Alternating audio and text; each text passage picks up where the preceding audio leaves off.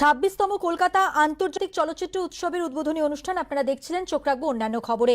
2009 প্রাথমিক শিক্ষক নিয়োগ মামলায় ধাক্কা। রাজ্যের শূন্য পদ না থাকলেও শূন্য পদ তৈরি করে নিয়োগের নির্দেশ। 15 দিনের মধ্যে 2 জেলায় নিয়োগ তালিকা প্রকাশের নির্দেশ। তালিকা প্রকাশের 15 দিনের মধ্যে নিয়োগের নির্দেশ হাইকোর্টের। উত্তর 24 পরগনার 2600, মালদায় 1331 জনকে নিয়োগ তালিকা প্রকাশ করে নিয়োগের নির্দেশ হাইকোর্টের।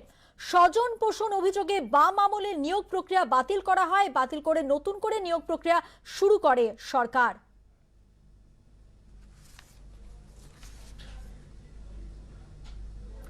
কথা বলবো, আমাদের সঙ্গে রয়েছে আমাদের প্রতিনিধি সৌভিক মজুমদার। সৌভিক, কি জানা যাচ্ছে?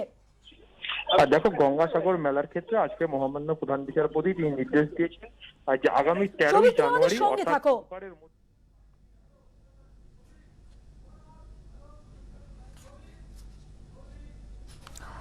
আপনাদের জানিয়ে রাখি, 2009 প্রাথমিক শিক্ষক নিয়োগ মামলায় ধাক্কা। রাজ্যের শূন্য পদ না থাকলেও শূন্য পদ তৈরি করে নিয়োগের নির্দেশ দেওয়া হয়েছে। 15 দিনের মধ্যে 2 জেলায় নিয়োগ তালিকা প্রকাশের নির্দেশ দেওয়া হয়েছে।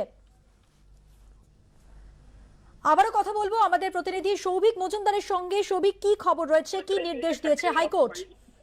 দেখো, তুমি জানো যে 2009 বিজ্ঞপ্তির প্রেক্ষিতে যে প্রাইমারি শিক্ষক নিয়োগের প্রক্রিয়া শুরু হয়েছিল, সেই প্রক্রিয়াতে অন্যান্য জেলার ক্ষেত্রে রিক্রুটমেন্ট বা নিয়োগ প্রক্রিয়া সম্পূর্ণ হলেও 4টি জেলা, উত্তর 24 পরগনা, দক্ষিণ 24 পরগনা,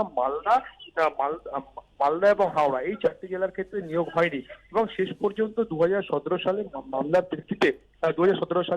প্রেক্ষিতে 2টি জেলা অর্থাৎ উত্তর 24 পরগনা এবং মালদা, এই 2টি জেলার ক্ষেত্রে নিয়োগ হওয়ার জন্য কলকাতা হাইকোর্টে মামলা হয়। এছাড়াও একাধিক মামলা বিচারাধীন রয়েছে। আজকে মহামান্য বিচারপতি তপব্রত চক্রবর্তী বলেছেন যে 14 দিনের মধ্যে নিয়োগের যে প্রক্রিয়া, সেই নিয়োগ প্রক্রিয়া আরম্ভ করতে হবে এবং যে প্যানেল, সেই প্যানেল প্রকাশ করতে হবে। এবং তার পাশাপাশি যদি শূন্যপদ না থেকে থাকে, শূন্যপদ তৈরি করে যারা চাকরি পাওয়ার যোগ্য তাদেরকে চাকরি দিতে হবে। এই নির্দেশ কিন্তু আজকে মহামান্য বিচারপতি তপব্রত চক্রবর্তী দিয়েছেন। মধুবন্তী। ধন্যবাদ সৌভিক।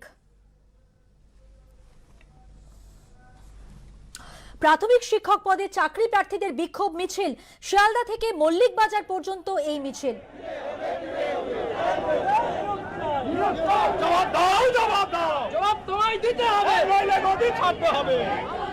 জ্ঞান মনস্তং ব্রহ্ম, সত্য অন্তহীন।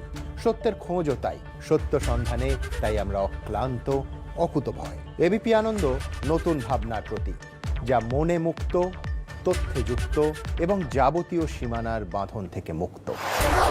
সীমা না শব্দটির মধ্যে লুকিয়ে আছে মানা শব্দটি, যেন চোখ রাঙানি এক অদৃশ্য বেড়াজাল, যা আটকে রাখে আমাদের এক ছোট্ট গণ্ডির মধ্যে। একমাত্র সঠিক খবরই গড়ে তুলবে এক মুক্ত সমাজ। সেই জগৎ গড়ার লক্ষ্যে কোনো সীমানার ঠুকুটি আমরা মানব না। এবিপি আনন্দ এগিয়ে থাকে, এগিয়ে রাখে।